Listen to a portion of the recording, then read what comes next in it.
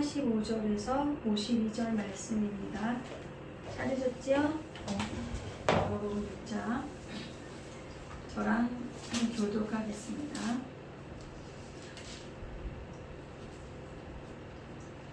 예수께서 즉시 제자들을 재촉하사 자기가 무리를 보내는 동안에 배에 타고 앞서 건너편 벳세다로 가게 하시고 무리를 작별하신 후에 기도하러 산으로 가시다.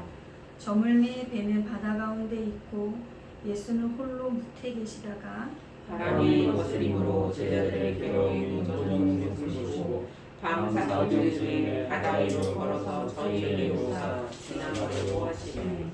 제자들이 그 바다 위로 걸어오심을 보고 유령인가 하여 소리 지르니 저희가 다 예수를 보고 놀라며 이에 예수께서 또 번호로 말씀하여 가라사대 안심하라 이내니 두려워 말라 하시고 배에 올라 저희에게 가시니 바람이 그치는지라 제자들이 마음이 심히 놀라니 이는 저희가 그 떡 떼시던 일을 깨닫지 못하고 도리어 그 마음이 순환하셨습니다. 아멘. 자, 양 전후자에 계신 분들과 인사 나누십시오. 안녕하십니까. 반갑습니다. 네, 정말 반갑고 감사합니다. 네. 대답을 하지 않으셔도 됩니다만 생각해 보시길 바라면서 질문을 하나 올리겠습니다. 길과 직업이라는 거에 대해서 생각을 해 보셨는지요? 구분하기가 매우 애매한 화두인 것 같아서 이해를 돕기 위해 설명을 좀 더 드려보겠습니다. 예를 들어서 나에게 필요할 때마다 마음껏 금액에 상관없이 찍어낼 수 있는 조폐 제조기가 있다, 나에게 있다라고 했을 때 그런 게 나에게 있다면 지금 다니고 있는 그 직장이나 그 일을 나는 계속할 것인가, 아니면 그런 게 만약에 나에게 있다면 나는 이 일은 계속하지 않고 그만두고 쉰다던가 아니면 내가 다른 데 관심하고 있던 것을 한다든가 라고 생각해 봤을 때 내가 그 직장 생활을 통해서 벌어들이는 돈의 액수가 얼마든 관계없이 나는 그래도 조폐 제조기가 있어도 이 일을 나는 해 라고 한다면 그것은 길입니다. 그것은 길입니다. 그렇지 않다면 나는 직업인으로 일을 하고 있는 것입니다. 이러한 상황에 저를 대입시켜 봤습니다. 저를 대입시켜 보니까 저는 희망 어린이집의 일은 직업이었더라고요. 희망 어린이집, 제가 기독교 가치관을 갖고 20년이 넘게 30년 가까이 운영을 하고 있었지만 희망 어린이집의 일은 저에게 직업이었습니다. 그러나 복음을 갖고 하나님의 말씀을 갖고 전하는 자의 그 일은 어떠한 상황에서도 놓을 수가 없는 나의 길이더라고요. 자, 이러한 자신이 가야 하는 길을 부름받았다는 의미로 콜링이라 소명이라고 합니다. 저와 여러분은 그리스도의 신앙을 고백하는 성도로서 저와 여러분이 공유하는 교집합적인 아마 소명의 영역이 있습니다. 그리고 또 각자마다 각자의 은사대로 주신 또 소명의 영역이 따로 있습니다. 그러기에 자신의 길을 가는 것에 있어서는 내가 밥을 하든 청소를 하던 그 분야에서 내가 어떤 일을 하고 있더라도 멈출 수가 없는 것이고 멈춰지지 않는 것이 소명입니다. 그리고 그것을 막지 못해서 소명 때문에 죽는 것을 우리는 그 사람 그 일에 순교했다라고 말을 합니다. 하늘이 내게 하라, 내게 가라 하시고 그 길을 지금 여러분 가고 계신지요? 이것은 은퇴를 이유할 수가 없는 영역입니다. 이것은 내가 어떠한 것을 정년이 되어서 은퇴했다고 해서 가지 않는 것이 아닌 영역입니다. 함께 읽은 본문의 제자들도 바로 그 길을 가던 중이었습니다. 주님께서 재촉하셔서 벳세다로 가라고 출발한 뱃길이었습니다. 재촉하셨다는 것에서 이 뱃길이 주님께서 그 제자들의 뱃길을 통해서 무엇인가를 레슨을 목적으로 하고 있다는 것을 알 수가 있습니다. 오병이어의 기적을 함께한 약 2만 명이 되는 사람들을 흩어보내시는 동안 제자들은 벳세다로 보낸 것입니다. 길은 육로가 아닌 뱃길이었습니다. 자, 여러분, 저기 주보 뒷면을 보시면 그 지도가 있습니다. 제가 지도를 그렇게 넣어서 왔는데요. 오병이어의 기적은 그 갈릴리 호수의 서편에서 있었고, 지도를 보시면 벳세다는 호수 오른쪽에 있는 것을 볼 수가 있습니다. 그리고 그 다른 사진도 있죠. 오병이어의 그 그림 사진인데요. 아마 그 정도 되는 양식이었을 거라는 겁니다. 엄청나게 큰 그런 게 아니죠. 그래서 그러한 아이의 작은 도시락이었습니다. 자, 주님은 예루살렘까지 가셔야 합니다. 그러나 아직 주님의 사역은 갈릴리 인근에서 이루어지고 있습니다. 이제 저를 보셔도 됩니다. 그래서 보셔도 되고 들으시면 됩니다. 자, 시간이 깊어서 사경이 되었습니다. 사경은 우리 시간으로 오전 3시에서 6시의 시간을 밤 사경이라고 합니다. 이 시간은 어때요? 하루 중에서 가장 깜깜한 시간이죠. 하루 중에서 가장 깜깜한 시간이지만 그 어느 시간보다 일출이 가까워진 시간이죠. 밤사경이라는 시간이에요. 제가 이스라엘에 갔을 때 갈릴리 호수가 보이는 뷰 포인트 되는 숙소에서 묵었습니다. 묵었을 때 아침에 그 마지막 날, 갈릴리 숙소에서의 마지막 날 일출을 봤던 생각이 납니다. 근데 그날의 그 일출도 가장 깜깜했던 시간, 밤사경의 시간을 지나고서 일어난 일출이잖아요. 그죠? 갈릴리 지역에 머무는 동안 저는 그 호수가 한 번도 풍랑이 있는 것을 본 적이 없습니다. 늘 잔잔했고 호수의 주변은 평화로웠습니다. 자, 제자들은 지금 이 갈릴리 호수 위에 배를 타고 벳세다로 가고 있던 중이었습니다. 우리가 알다시피 여러분이 갈릴리 호수가 지형적인 이유로 그 지대보다 낮은 그 지형적인 이유로 인해서 여기에 바람이 한번 불면 그 풍랑이 엄청난 풍랑이 있다는 거 우리가 이제 알고 있잖아요. 근데 이날의 풍랑은 얼마나 힘이 들었던지 제자들이 그 얼마나 힘든 풍랑을 만났던지 표현이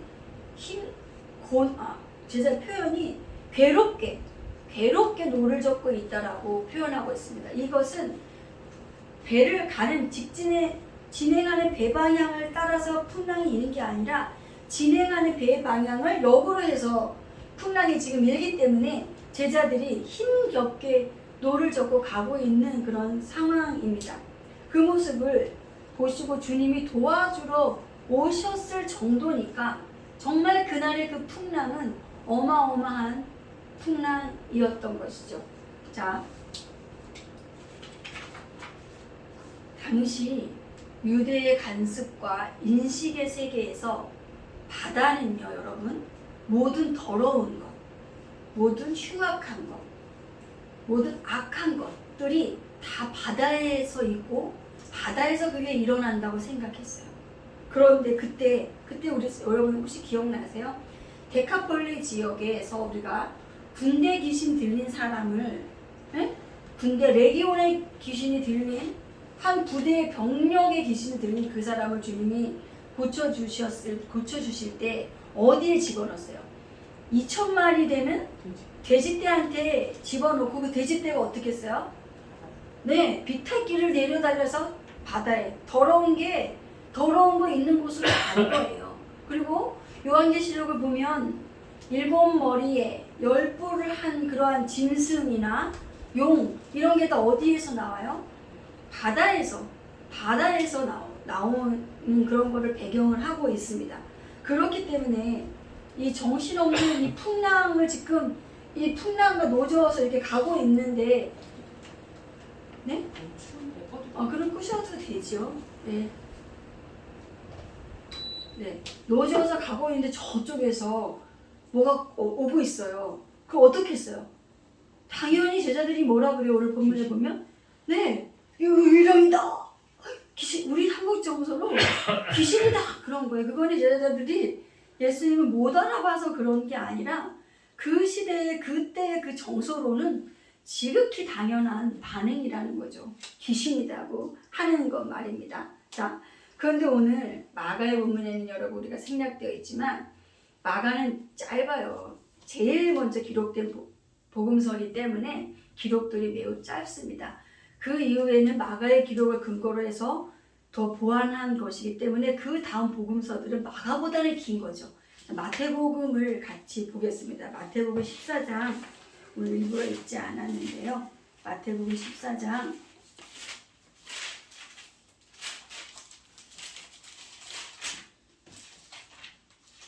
마태복음 14장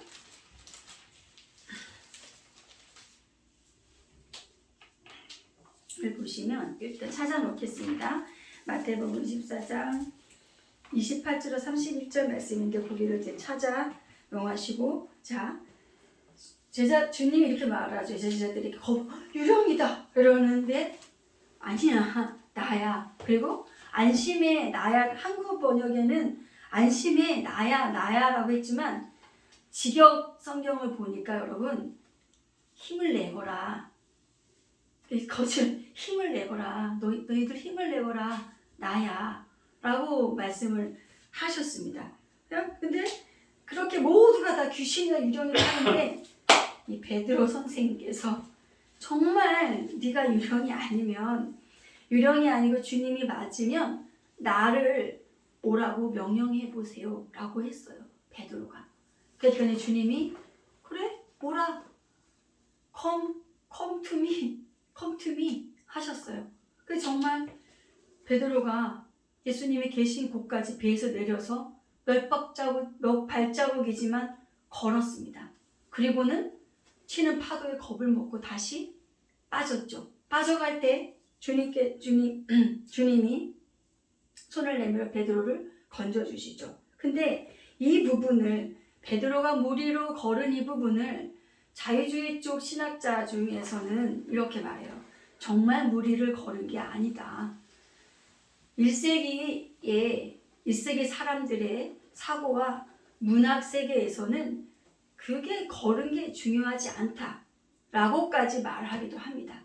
근데 저는 물론 이 본문이 많은 문학적인 장치들과 상징들을 갖고 있는 것은 맞지만 저는 정말 베드로가 걸었다라고 믿습니다. 베드로가 그리고 근데 이 본문은 베드로가 물 위를 걸었다 안 걸었다를 논쟁하고 있는 본문이 아니라 다른 것을 보여주기 위한 본문이기 때문에 거기에 걔나 많은 시간을 들일 건 없고 여러분 믿어지시는 대로 믿으시면 됩니다. 저는 정말로 걸었다고 믿습니다. 이론적으로는 물 위를 걷는 게 가능할까요? 안 가능할까요? 이론으로는 가능합니다. 오른발을 냈다가 왼발 빠지기 전에 다시 이렇게 하면 이론적으로는 가능하지만 아무도 그 중력을 이길 수 있는 사람은 없습니다. 중력을 이길 수 있는 사람은 없어요. 근데 베드로는 정말 걸었어요. 그리고 빠져 들어갈 때 베드로가 어떻게 했어요? 자, 보겠습니다. 28절에서 31절 여러분만 읽어줘 보시겠어요? 시작. 베드로가 대답하여 가로되 주여 만일 주시거든 나를 명하사 물 위로 오라 하소서 한대 오라 하시니 베드로가 배에서 내려 물 위로 걸어서 예수께로 가되 바람을 보고 무서워 빠져가는지라 소리질러 가로되 주여 나를 구원하소서 하니 네, 31절까지. 즉시 손을 내밀어 저를 붙들어 주시고 가라사대 믿음이 적은 자여 왜 의심하였으냐 하시고 네, 베드로가 빠져갈 때 뭐라고 했어요? 주여 나를 구원하소서. 주여 나를 구원하소서. 한마디로 살려주세요 그런 거예요. 살려주세요. 살려주세요. 주님이 베드로를 즉시 건져주시고 같이 걸어서 제자들이 타고 있는 배까지 들어오시자 이제 풍랑이 그쳤다는 얘기입니다. 여러분 그렇다면 실질적으로 베드로는 몇 번을 걸은 거예요? 2번을 걸은 거죠. 처음에 그죠? 처음에 예수님이 계신 곳까지 가려고 할 때 걸었고 또 빠지고 나서 주님과 같이 배까지 갈 때 걸었잖아요. 근데 여러분 제가 예전에 가르쳐 준 적 있죠? 성경에서 2라는 숫자가 뭘 의미하는지 강조이고 증거의 수라고 했잖아요. 그 말이 맞다라는 것을 말할 때 성경은 꼭 2라는 것을 얘기한다고 했잖아요. 그러니까 두세 사람, 그다 증인의 수인 거예요. 그러니까 제가 진짜 걸었다라고 믿는 이유는 여기에 있어요. 베드로는 정말 걸었습니다. 자, 그런데 제가 유튜브에 무리를 걷는 사람 딱 해봤어요. 근데 중국에서 50년 동안 돌을 닦은 사람과 20년 동안 한국에서 무리를 걸으려고 연구한 사람이 뜨더라고요. 그래서 정말 하고 이제 했더니 제가 어그로에 낚인 거였죠. 아닙니다. 정말 주님의 말씀을 듣고 육지를 걷듯이 무리를 걸은 사람은 베드로가 유일합니다. 예, 베드로를 건져주시고 나서 주님이 베드로에게 한 말은 베드로만 들었을 것입니다. 그죠? 제자들이 11제자는 저쪽 배에 타고 있잖아요. 자, 오늘은 우리가 이 베드로가 되어 보려고 합니다. 여러분이 지금 나를 베드로라, 누구라? 베드로라 생각하십시오. 나를 지금 베드로라 생각하십시오. 베드로의 초기의 신앙은 덫이라는 신앙이었습니다. 그는 매우 순수한 사람입니다. 이 사람들 다 주님을 버리고 가도 나는 절대 나만은 주님 버리지 않겠다고 호언장담했던 사람입니다. 그러나 그가 주님을 부인하고 넘어지고 나서 다시 고향으로 돌아가 고기를 잡고 있을 때 부활하신 주님이 와서 베드로에게 묻지요. 너 나 사랑하니? 라고 아가페로 계속 물었을 때 베드로는 더 이상 아가페로 대답할 수가 없었습니다. 베드로는 끝까지 필레오의 사랑으로 대답을 합니다. 그는 이제 알았습니다. 주님을 믿지 못하는 것이 아니라 자기 자신이 그러한 믿음을 실현해 낼 만한 자원이 있는 사람이 아니라는 걸 베드로가 알았습니다. 베드로는 매 순간 진심이었습니다. 주님을 못 믿고 안 사랑했던 것이 아닙니다. 그러나 이제 베드로는 자기 고백의 진실성을 믿지 못하는 겁니다. 주님이 잡히시던 전날 밤 마지막 식사를 하면서 너희 중에 한 사람이 나를 팔 거야 라고 했을 때 제자들은 모두 물어봅니다. 주님 혹시 그게 저예요? 주님 접니까? 유다도 물었겠죠? 유다는 뭐야? 나의 모략이 들통난 건가? 하는 마음으로 물었겠죠. 그러나 제자들은 겁먹고 두려운 마음으로 물었습니다. 혹시 내가 그런 사람인가요? 라고 물었습니다. 우리는 이 되어져가는 그러한 상황들을 보면서 제자들은 아마 흔들리는 자기 자신이 불안했을 것입니다. 그렇죠? 우리는 이 11제자의 모습일 것 같습니다. 예수님을 분명히 믿는데 세상이 이해가 되지 않고 그 세상에서 살아내기에 우리의 믿음이 너무 부족하게 느껴집니다. 그래서 우리는 믿음의 고백대로 살아낼 자신이 없는 것입니다. 사실 이렇게 믿는다고 고백하면서도 태연히 신앙생활을 하고 있는 나 자신이 위선자라는 생각이 들 때도 많습니다. 특히 앞에서 설교를 해야 하는 저는 여러분이 갖는 그 위선자의 느낌보다 저 자신은 그게 더 클 것 같은 생각이 듭니다. 많이 힘듭니다. 설교를 하는 입장에서 이러한 살아내지 못하는 저 자신을 볼 때 말이죠. 믿음이 적은 자야.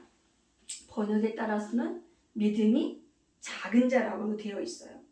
어찌하여 의심하였느냐라고 하실 때 이게 한글 번역이어서 책망하시는 것 같지만 사실은 이것은 무엇을 먹을까? 무엇을 입을까? 염려하지 말라는 말씀과 같이 이것은 위로이고 권면입니다.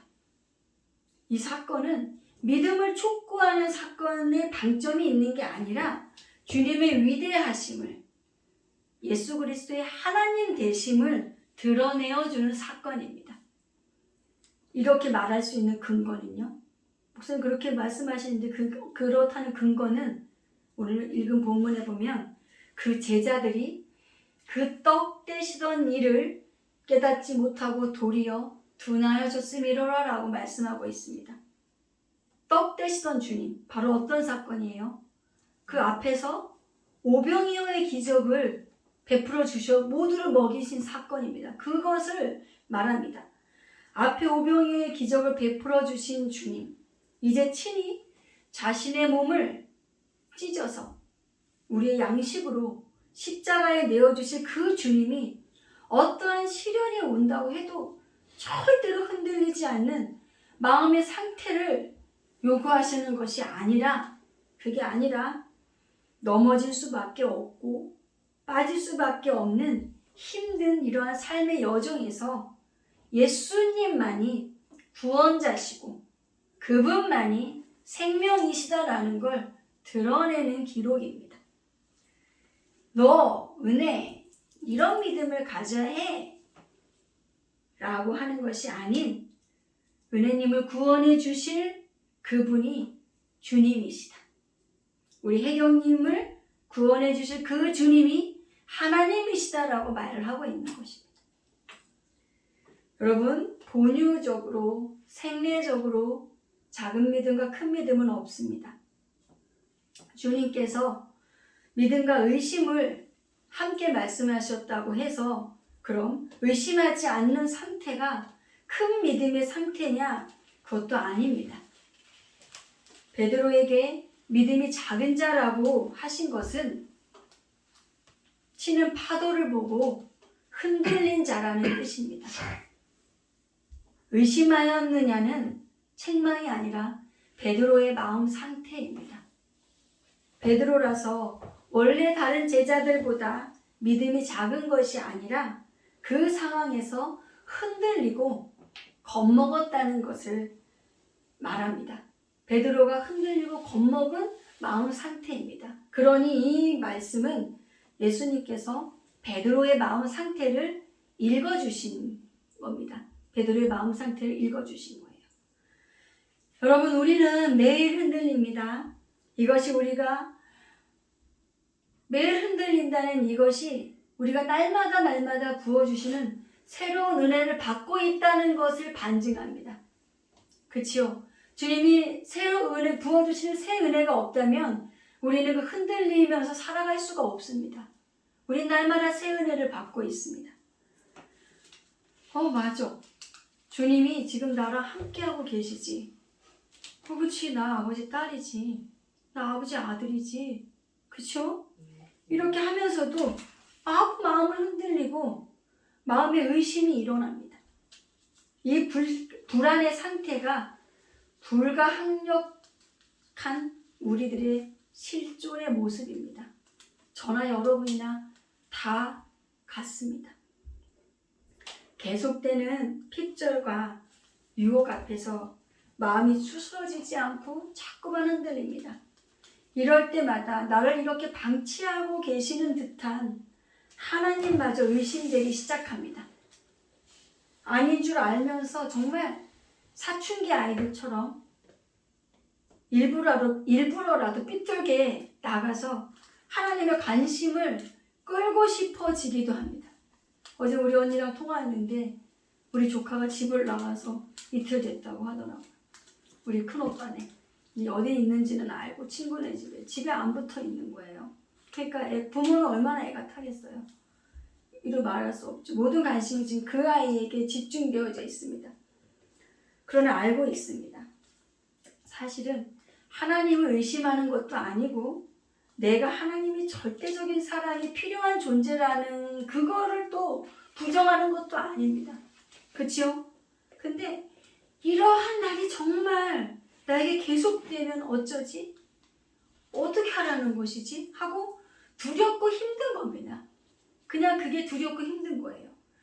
이러한 순간이 우리의 믿음이 작은 상태라는 것입니다. 믿음이 작은 사람이 따로 있는 게 아니라 누구나 이러한 상태를 경험합니다. 우리의 깊은 곳에는 항상 주님, 그 주님을 팔 사람이 나는 아니죠 라고 하는 이 질문이 웅크리고 있는 것 같습니다. 주님을 못 믿는 게 아니라 나라는 존재가 주님을 팔아치울 수도 있는 존재라는 것을 내가 알고 있는 거죠. 약한 존재이기 때문입니다. 그러나 우리가 이런 우리의 실존을 하고서도 놓을 수 없는, 놓아서는 안 되는, 놓쳐서는 안 되는 고백이 있습니다. 마태복음 14장 31절. 베드로가 소리 질러서 뭐라고 했어요? 여러분이 읽어보세요. 베드로가 소리 질러 가라사대, 소리 질러 가로되. 베드로가 뭐라고 했나요? 주여 나를 구원하소서. 주여 나를 구원하소서. 주님 살려주세요. 살려주세요 하는 겁니다. 이것은 주님만이 나의 도움이시며 나의 구원이시라는 고백입니다. 가장 경건한 고백이고 기도이고 삶의 태도입니다. 구원해 주세요, 주님. 나 좀 구원해 주세요. 주님이 명하신 길을 간다고 해도 풍랑은 만납니다. 바울이 예루살렘에 올라가면 환난과 결박이 기다리고 있을 거라는 것을 알고 있었습니다. 그래서 거기를 가지 않은 것이 아니라 그럼에도 불구하고 바울은 예루살렘으로 올라갔습니다. 왜냐하면 그것은 그의 부름의 길이었기 때문입니다. 예루살렘에 사는 영혼들을 향한 그 영혼들을 얻어야 하는 하나님의 마음이 있는 그곳에 바울의 걸음이 갈 수밖에 없었던 것은 그 길이 자신의 소명, 자신이 놓지 말아야 될, 잃어버리지 말아야 될 바울의 길이었기 때문에 바울은 그 길을 갈 수 있었습니다. 우리는 모두 길을 가는 사람들이고 길을 만들어내는 사람들입니다. 우리가 간 길을 다음 세대가 또 따라온다면 그것은 더 분명한 길이 될 것입니다. 기독교 신앙을 갖고 있지 않는 이들에겐 유혹거리도 되지 않고 고민할 필요도 없는 것들이 우리에게는 고민해야 되고 유혹이 되는 세상의 풍조가 있습니다. 바람은 제자들이 탄 배를 대적하여 불었기에 노젓기가 힘들었습니다. 세상의 풍조는 언제나 우리를 대적합니다. 우리가 살아가고 있는 이 세상의 풍조를 대하는 우리의 모습도 이와 같습니다. 그저 떠밀리는 대로 살아간다고 한다면이야 힘들 일이 없겠지만 우리에게 주신 이 믿음은 그 힘이 들더라도 세상 풍파를 거슬려 싸우는 싸움입니다. 그러나 배가 바다에 있지만 바다에 빠져버리면 배가 아닙니다. 더 이상 그것은 배가 아닙니다. 제자들이 탄 배는 우리 교회 공동체입니다. 세상이라는 바다에 우리 교회는 있습니다. 같이 빠져버리면 살릴 수가 없습니다. 침몰하면 안 됩니다. 구조선이 되어야 합니다. 배 위에 떠 있어야 합니다. 이것은 우리가 어떠한 상황과 역경과 변화를 만난다 할지라도 우리가 놓아서는 안 되는 길이고 가치입니다. 이것이 우리 교회의 소명입니다. 가장 고결하고 지혜로운 기도는 이것입니다. 바리새인과 서기관들은 말을 많이 해야만 기도를 들으신다고 하는 치성의 기도관을 갖고 있었습니다. 주님은 아십니다. 주님, 살려주세요. 주님, 나 좀 봐주세요라고 더 이상 말을 잇지 못하고 그냥 앉아서 쿡쿡 울고만 있어도 주님은 아십니다. 아, 제가 왜 저러는지, 제가 지금 뭐가 필요한 건지 주님은 다 아십니다. 말할 기력도 없이 그렇게 앉아있다고 하더라도 여러분, 아버지 존전에만 있으십시오. 하나님 존전에 그 자리가 어디가 됐든 간에 하나님 앞에 여러분 반드시 앉아 계셔야 합니다. 그렇다라고 한다면 이사야서 65장의 그 새하늘과 새 땅의 축복은 우리에게 열립니다.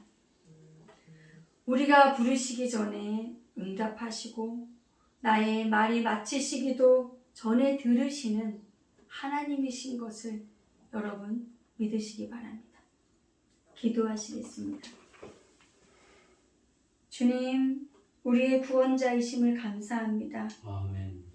이 어려움과 힘듦에서 우리를 구원하여 주시옵소서. 예수님의 이름으로 기도합니다. 아멘. 아멘.